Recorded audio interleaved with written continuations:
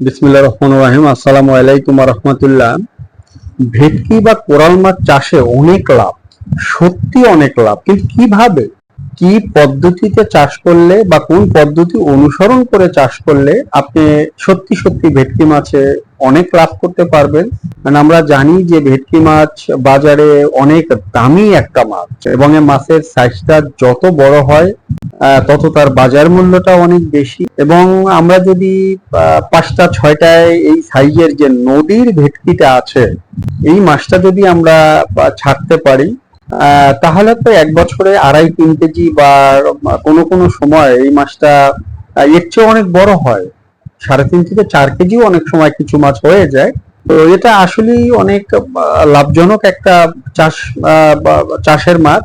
কিন্তু এই মাছটা চাষ করতে আপনাকে অনেক কিছু হিসেব নিকেশ করে চাষটা করতে হবে। সাধারণত আমরা অনেক সময় দেখে থাকি, অনেকে বলে যে শতকে 30-35টা ভেটকি মাছ সে ছেড়ে দিল, এরপর কিছুটা কুচো মাছ বা মরা পুঁটি মাছ বা কিছুটা শুটকি মাছ কিংবা শতকে কয়েকটা তেলাপিয়া মাছ ছেড়ে দিল, 1 বছর পরে 3-4 কেজি মাছের সে ভেটকি মাছগুলো তুললো। এটা দেখে আমরা আসলে খুব আকৃষ্ট হয়ে যাই। আপনারা যদি এভাবে করতে যান তাহলে একটু আসলে সত্য কথা অনেক সময় একটু তেতোই হয়। আমি একটু তেতো করেই বলি যে এভাবে করতে গেলে দেখা যায় বছর শেষে আপনি আপনার বিনিয়োগ খুঁজে পাবেন না।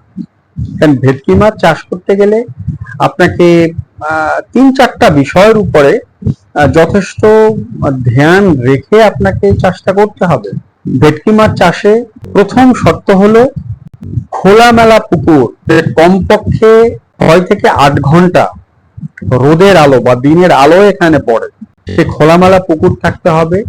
দ্বিতীয় নাম্বারে হলো পুকুরের পরিবেশ ঠিক রাখা একান্ত বাধ্যতামূলক। তৃতীয় নাম্বারে হলো পানির গুণগত মান ঠিক রাখতে হবে। 4 নম্বরে হলো পর্যাপ্ত পরিমাণে খাদ্য সরবরাহ করতে হবে। কারণ এটা আমাদের ভাষায় হলো রাক্ষস প্রজাতির মাছ। এরা জীবন্ত মাছটাকে ধরে খেতেই এরা খুব স্বাচ্ছন্দ্য বোধ করে। আমরা চাইলে একটু মরা মাছ দিয়ে বা শুটকি দিয়েও করতে পারি, কিন্তু আমি শুটকিটা কখনো সাপোর্ট করি না, এজন্য যে একটা ভেটকি মাছ 1 কেজি ওজন তৈরি করতে তাকে 2.5 থেকে 3 কেজি খাদ্য দিতে হবে। এখন 1 বছর পরে যদি আপনার ভেটকি মাছের অ্যাভারেজ ওজন দাঁড়ায় 3 কেজি, কিছুটা 2.5 কেজি হবে, 3 কেজি হবে, 3.5 কেজি হবে, আমি গড়ে 3 কেজি ধরে নিলাম। যদি আপনার ওয়েট হয় 3 কেজি, তাহলে 1 কেজি মাছের জন্য 3 কেজি খাদ্য, তাহলে 3 কেজি ওয়েটের একটা মাছ তৈরি করতে 9 কেজি খাদ্য। অর্থাৎ আপনি কত টন শুটকি মাছ আপনি সংগ্রহ করে রাখবেন। আর শুটকি মাছ যখন আপনি বস্তায় ভরে রেখে দিবেন, প্রতিদিন তার প্রোটিন পার্সেন্টেজ কমতে থাকবে। দ্বিতীয়ত, বাজার থেকে যে কুচো মাছ বা মরা পুঁটি মাছ আপনি সংগ্রহ করবেন, প্রতিদিন আপনি কত মন মাছ আপনি সংগ্রহ করবেন, আর 12 মাস কি সেই মাছটা আপনি পাবেন? এটা সম্ভব না। এটা শুধু ভিডিওতেই খুব সুন্দর করে দেখানো যায়, কিন্তু বাস্তবতা অনেকটা আলাদা। ওই জায়গায় বললাম যে আগে তেতো পরে মিঠে, আমি একটু তেতো কথাটাই বলতে পছন্দ করি। এজন্য আপনাকে লাইফ ফিটের উপরে যথেষ্ট পরিমাণে গুরুত্ব দিতে হবে। কারণ আমরা যদি লাইফ ফিটটা ভেটকি মাছকে খাওয়াই, তাহলে এর সরবরাহটা আমরা 12 মাস দিতে পারবো। কারণ আমাকে তাহলে রেনু চাষ করতে হবে, রেনু চাষ করে মাছকে খাদ্যটা সাপ্লাই দিতে হবে। আমি শতকে কটা তেলাপিয়া মাছ ছেড়ে দিলাম, সেখান থেকে পোনা উৎপাদন হলো না, এতে হবে না, এতে বিনিয়োগ খুঁজে পাবেন না। তাহলে প্রথম শর্ত খোলামেলা পরিবেশ, এরপর হলো পুকুরের প্রাকৃতিক পরিবেশ, এরপর হলো পানির গুণগত মান, এরপর হলো খাদ্য। তো প্রথমেই আসতে হবে আমাদের ভেটকি মাছের পুকুর প্রস্তুতি নিয়ে। ভেটকি মাছের পুকুর প্রস্তুতি আমাদের সাধারণ পুকুর প্রস্তুতির চেয়ে একটু আলাদা। যারা অন্য মাছের সাথে ভেটকি মাছ অল্প কিছু পরিমাণে দেন, তাদের বিষয়টা আলাদা। আমি একক ভেটকি মাছের চাষ নিয়ে কথা বলছি। একক চাষ, একক ভেটকি মাছ করতে হলে প্রথমেই আপনাকে পুকুরটাকে সেচ দিতে হবে। সেচ দিয়ে যদি আপনার পুকুরের তলানিতে বালি মাটির পরিমাণটা কিছুটা পরিমাণে থাকে, তাহলে বালু দেওয়ার দরকার নেই। অর্থাৎ আপনি পুকুরটা সেচ দিলেন, সেচ দেওয়ার পরে তো 2-3 দিন পরে দেখবেন যে অনেকটা পানি আবার জমে গেছে, শুকানোর পরে পানিটা জমে গেছে, ওই পানিটাকে সেচ দিয়ে ফেলে দিলেন। এরপরে যদি আপনার বেলে মাটি না হয়, তাহলে আপনাকে সমস্ত পুকুরে এই কাদা অবস্থায় আপনার বালি ছিটিয়ে দিতে হবে। বালিটা দেওয়ার পরের দিন অথবা 1-2 দিন পরে আপনাকে অবশ্যই সমস্ত পুকুরে ব্লিচিং পাউডার প্রয়োগ করতে হবে। আমি যে উপাদানগুলো নিয়ে আপনাদের সাথে আলোচনা করছি, এটার একদম বিশদ বিশ্লেষণে যাব না, তাহলে ভিডিওটা অনেক লম্বা হয়ে যাবে। তো বালু মাটি না হলে আপনি কিছুটা বালু প্রয়োগ করবেন, শতকে 1 কেজি। এরপরে আপনি সেখানে ব্লিচিং পাউডার দিলেন, দিয়ে পুকুরটাকে ফেলে রাখতে হবে কমপক্ষে 12 থেকে 15 দিন। অর্থাৎ আপনার পুকুরটাকে শুকোতে হবে। যদি শুকোতে একটু বেশি সময় লাগে, যে পুকুরটা শুকানোর পরে অনেক সময় পুকুরটা একটু মাটিটা ফেটে যায়, মানে মাটিটা একদম টনটনে শক্ত হয় না, একটু শক্ত হয় এবং একটু ফাটল ধরে। এই অবস্থায় আপনি এটাকে চাষ দিতে হবে। সেটা আপনি লাঙল দিয়ে দেন, অথবা আপনি এই যে নিড়ানি দিয়ে বা যে কোদাল, এটা দিয়ে যদি মাটিটাকে একটা কোপ দিয়ে আপনি একটু উল্টে দেন, সেটা যে কোনো ভাবে আপনি দিতে পারেন। চাষ দেওয়ার পরে আপনাকে এখানে প্রয়োগ করতে হবে চুন, অবশ্যই পাথুরে চুন, সর্বনিম্ন 1 কেজি। যদি আপনার কাদার পরিমাণটা দেখা যায় যে 6 ইঞ্চি 8 ইঞ্চি আছে, বা এই পুকুরে কখনো আপনি জীবাণুনাশক প্রয়োগ করেননি, কিংবা পাশের জমিতে যে বিভিন্ন ধরনের রাসায়নিক ব্যবহার করা হয়, পানি আপনার পুকুরে কখনো ঢোকেনি, অর্থাৎ আপনি একটা নিরাপদ মাছ চাষ করছেন, তাহলে আপনার 1 কেজি চুনি যথেষ্ট। আর যদি আপনি বিভিন্ন জীবাণুনাশক বা অ্যান্টিবায়োটিক ব্যবহার করে থাকেন, পাশের আবাদি জমির পানি যদি আপনার পুকুরে ঢোকে বা কাদার পরিমাণটা আপনার বেশি হয়, সেক্ষেত্রে আপনার 2 থেকে 3 কেজি চুন ব্যবহার করা প্রয়োজন হতে পারে। এটা নির্ভর করবে আপনার পুকুরের অবস্থাটার উপরে। চুন ব্যবহারের পরে আপনাকে দিতে হবে ছাই। এটা যে কোনো ধরনের ছাই হোক, নূতন পুরানো যে কোনো ছাই হতে পারে। ছাইয়ের পরে আপনাকে কিছুটা পরিমাণে জৈব সার, কারণ ভেটকি মাছের পুকুরে আমাদের কিন্তু প্ল্যাঙ্কটন তৈরি করা খুব গুরুত্বপূর্ণ না, কারণ যেহেতু আমরা লাইফ ফিড দিয়ে এটাকে আমরা চাষ করব, প্ল্যাঙ্কটন দরকার নাই। আমার পানির স্যালাইনিটি এবং পানির গুণগত মান আমাকে ঠিক রাখতে হবে। তো আমার পুকুরে যাতে কোনো রকম অ্যামোনিয়া না হয়, পুকুরে যাতে কোনো রকম হাইড্রোজেন সালফাইড গ্যাসের তৈরি না হয়, পানির গুণগত মান যাতে নষ্ট না হয়, কোনোভাবে ভাইরাস ব্যাকটেরিয়া দ্বারা যাতে আমার পুকুরের পানি দূষিত না হয়, যাতে মাছ আক্রান্ত হতে পারে, এই সব দিকগুলো বিবেচনা করে আমাকে এই প্রস্তুতির সময় এই পদ্ধতিটা অবলম্বন করতে হবে। তো ছাই এবং জৈব সার প্রয়োগ করার পরে আমি আরো হয়তো 4-5 দিন পুকুরটাকে এভাবে ফেলে রেখে দিলাম। এরপরে আমাকে কিছুটা পরিমাণে পানি নিয়ে আসতে হবে। পানিটা আনার পরে যখন মাটিটা একটু নরম হয়ে যাবে, অর্থাৎ একটু ফুরফুরে টাইপের হয়ে যাবে, তখন আমি আরো একটু বেশি পানি এখানে নিয়ে আসলাম। এরপরে আমাকে তলানিটা ভালো করে ঘাঁটতে হবে, অর্থাৎ এই যে একটা সরের মতো স্তর এখানে পড়বে, এই সরটাকে ভালোভাবে ভেঙে দিতে হবে। যদি আমি এটাকে ভেঙে না দেই, তাহলে এই যে সরের স্তরটা, অর্থাৎ পুকুরের তলানিতে মাটির উপরে, এটা একটা সময় পচতে পারে। আমার এই যে মৃত মাছ, কিছু মাছ তো মরে এটা তলানিতে জমতে পারে। আমি যে খাদ্যটা দিব, সেই খাদ্যের মাছটা, আমার মাছের মলমূত্র, এটা জমে এখানে এই সরটা পচে হাইড্রোজেন সালফাইড গ্যাস তৈরি হবে। আমরা এই গ্যাসটা অনেক সময় অ্যামোনিয়া কিট দিয়ে যদি পরীক্ষা করি, আমরা দেখব যে পুকুরে অ্যামোনিয়া নেই, অক্সিজেন লেভেলটাও ঠিক আছে, কিন্তু মাছ মরছে।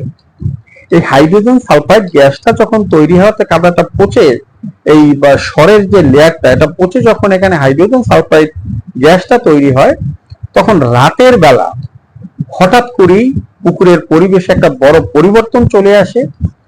অক্সিজেন হঠাৎ করে কমে যায়, পিএইচ এর মান কমে যায়, একটা বড় স্ট্রেস আসে, মাছের দেহের উপরে স্ট্রেসটা পড়ে, মাছ মারা যায়। আমরা অনেক সময় এটা পরীক্ষা করেও কিছু বুঝতে পারি না।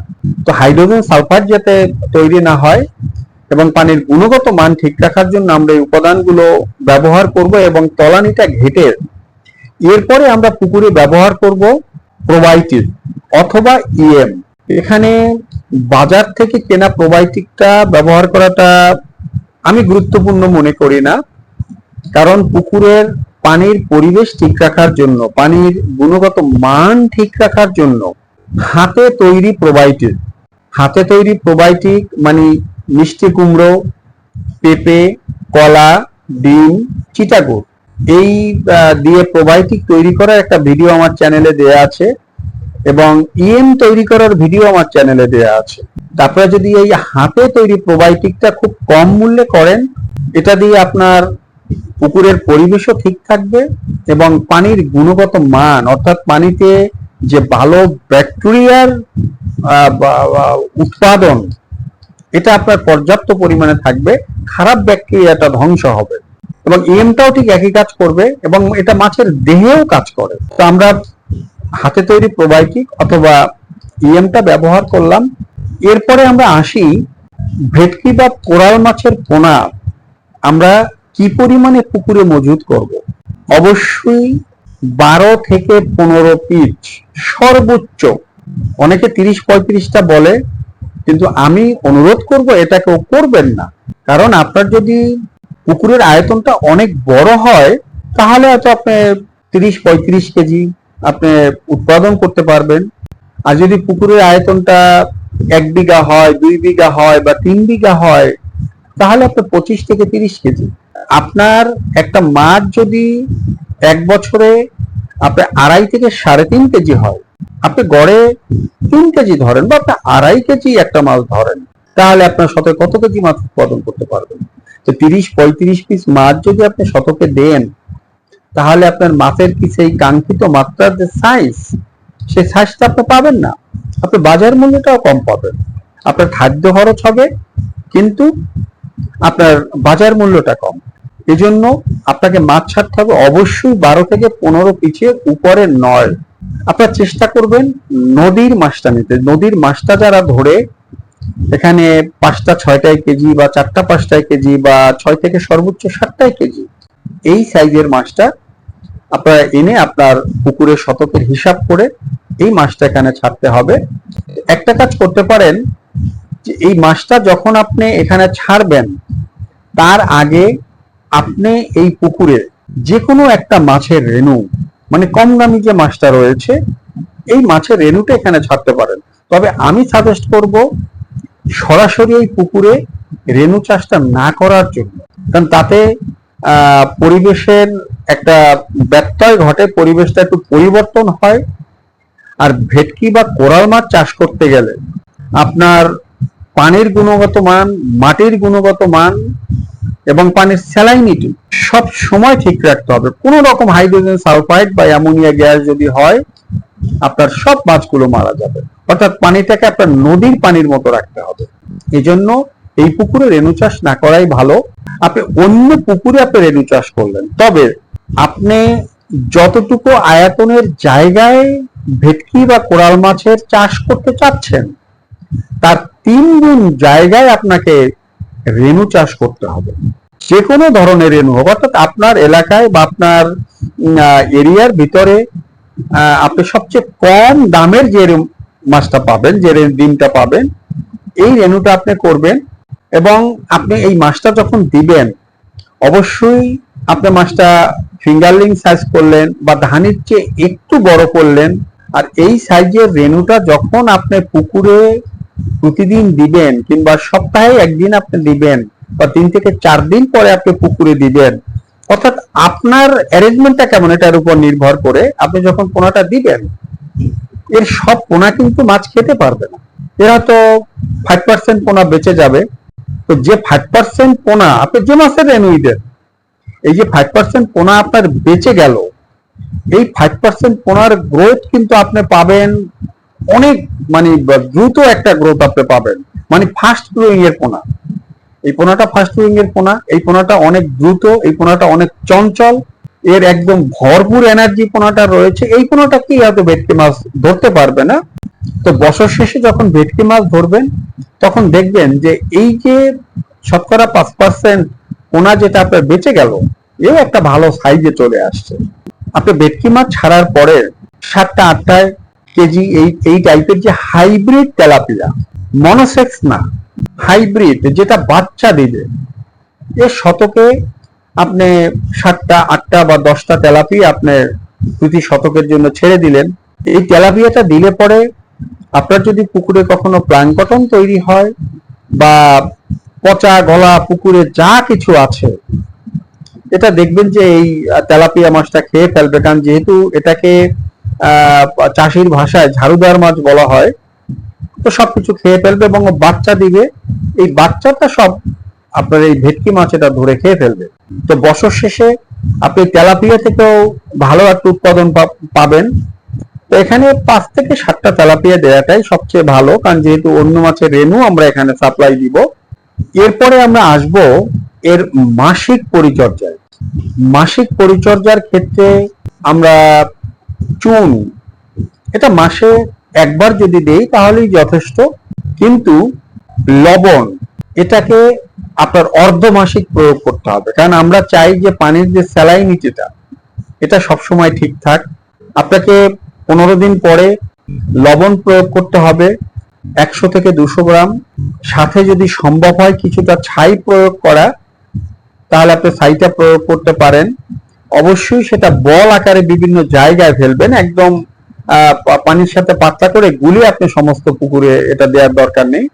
এবং হরহাট আনতে হবে, কারণ কোন রকম যাতে পুকুরের তলানিতে অ্যামোনিয়া বা হাইড্রোজেন সালফাইড গ্যাস জমতে না পারে। এজন্য লবণ, ছাই, হরহাট আনা, এই কাজটা আপনাকে অর্ধমাসিক করতে হবে। চুন এটা মাসে একবার দিলেই হবে। প্রোবায়োটিক অর্থাৎ হাতে তৈরি প্রোবায়োটিক অথবা ইএম, এটাও মাসে আপনার একবার দিলেই যথেষ্ট। এবং মাসে একবার আমরা অবশ্যই চিটাগুড়টা ব্যবহার করব, কারণ আমাদের একটু বায়োফ্লক যদি তৈরি করতে পারি পুকুরে, তাহলে সেটা মাছের জন্য আরো অনেক ভালো, পুকুরের পরিবেশ ঠিক রাখার জন্য ভালো। তো আমরা যদি পুকুরের খোলামেলা পরিবেশ, মজুদ ঘনত্ব, পানির পরিবেশ, পানির গুণগত মান এবং খাদ্য, এই বিষয়গুলোর উপরে নজর রেখে যদি আমরা ভেটকি বা কোরাল মাছের চাষটা করি, তাহলে অবশ্যই আমরা কোরাল মাছ চাষে অনেক লাভবান হতে পারবো। আপনারা সবাই ভালো থাকবেন, আপনাদের মাছ চাষ ভালো হোক। আজ এ পর্যন্তই। আসসালামু আলাইকুম।